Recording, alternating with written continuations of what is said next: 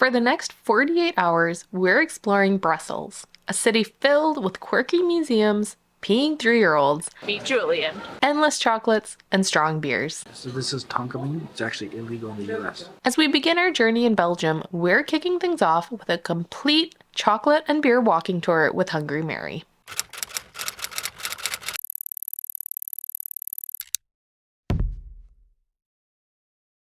Our tour actually begins right here at the fountain at Central Station. For the next 4.5 hours, we'll be exploring the city, trying some of the best chocolates, beers, fries, and cheese as we head out on a complete walking food tour with Hungry Mary. Basically, the best things you can ask for when making a visit to Brussels. First things first, we have to find our tour guide. Thank you. You're welcome. He said they learned from their mistakes before, so now they do the chocolate tasting before the beer tasting. Probably a good idea. Yeah. As we started our tour, we learned that there are 3 main types of chocolate stores in Brussels. The tourist ones, the famous fancy ones, and the hidden gems that work with the cacao beans from start to finish, namely the ones we would be visiting today. It's 73% pure processed cocoa beans. It's a light chocolate. Rice and honey. And it has a peppercorn aftertaste. I like that. Doesn't have the peppercorn aftertaste.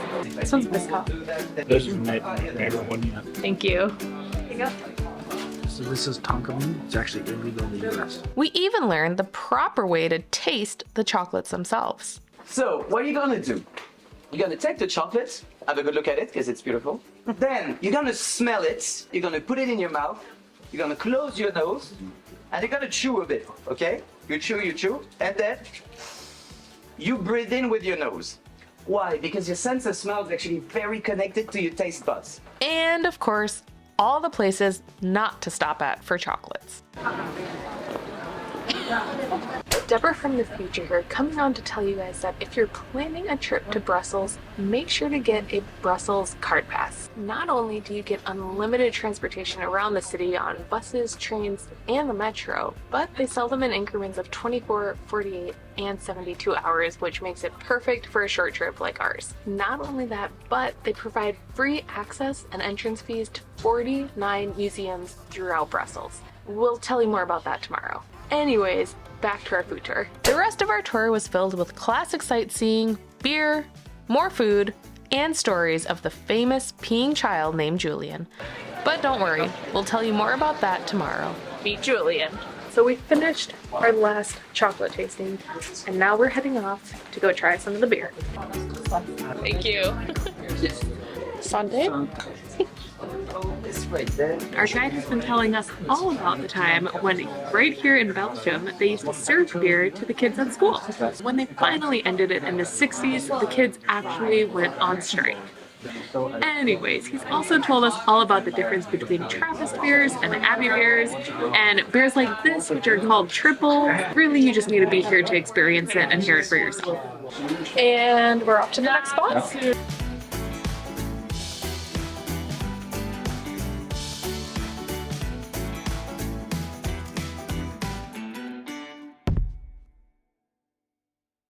Like we mentioned yesterday, today is all about exploring some of the more hidden gems and quirky sites of Brussels. Meaning, our first stop today is Train World.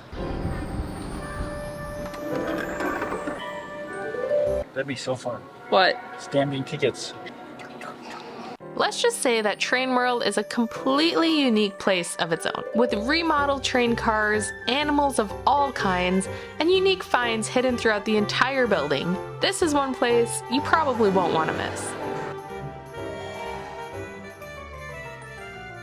That was a blast, but that was just the beginning, because wait till you see what kind of museums we have in store for today. We have all sorts of ones lined up. Yeah.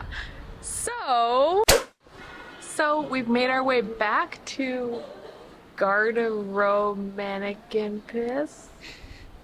to see some of Julian's outfits. Let's go. If you haven't heard the stories before, there are a couple main tales told about the famous 3-year-old peeing child named Julian. The first has to do with some history. Back in the Middle Ages, this area was filled with tanners that would often let children pee on the leather since that helps the leather making process. Now this version is quite simple, and one of the more fun ones that is told around the city is that back in the day, Brussels was completely surrounded by its enemies. When they pretended to retreat, they hid some gunpowder and lit a fuse. Julian, who just so happened to see this fuse being lit, peed on it and put it out. And since the city was just so thankful, they made a statue in his honor. And right here at this museum, you can see just a small part of Julian's unique clothing collection. Our third museum stop of the day is the Sewer Museum. And no, I'm not kidding, this is actually a museum here in Brussels. What? Go for it.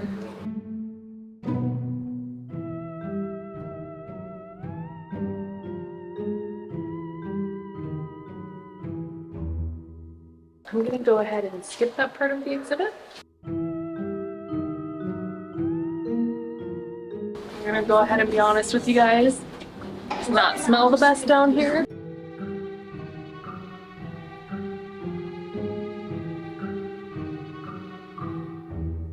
If this isn't one of the most unique things we've done so far, I don't know what to say. I think I need a shower though.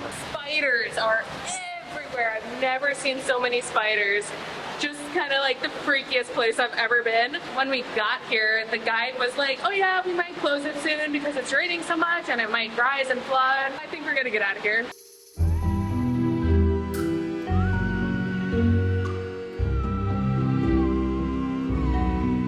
So our fourth stop of the day is Beer World, which although we had our fair share of beer yesterday, we figured since it was included in our ticket, we might as well go. And there's an awesome observation deck with this museum, so you can see like the whole square. And without the ticket, you have to pay €17 per person, so we have to take advantage.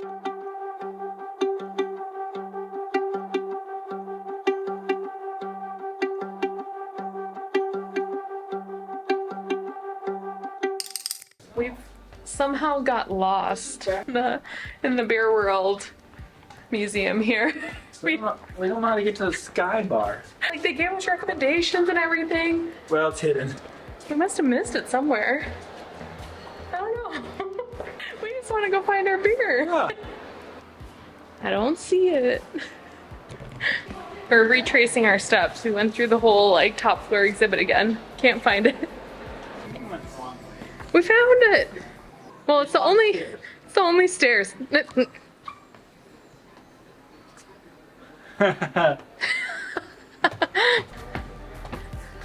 Wow. So pretty. Thank you. Thank you. Cheers, babe. Cheers. To our free beer. Yep.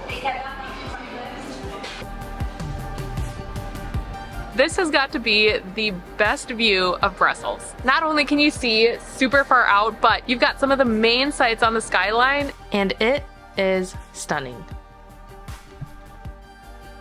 Stop number 5 is the City Museum of Brussels. And I will say this is the museum-ish museum we've been at all day. However, we really wanted to come here because the original Julian statue of the little boy peeing is housed here.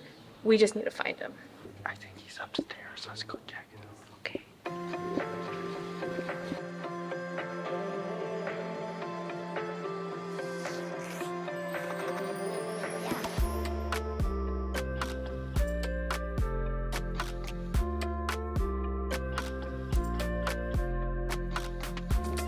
This man is on a mission.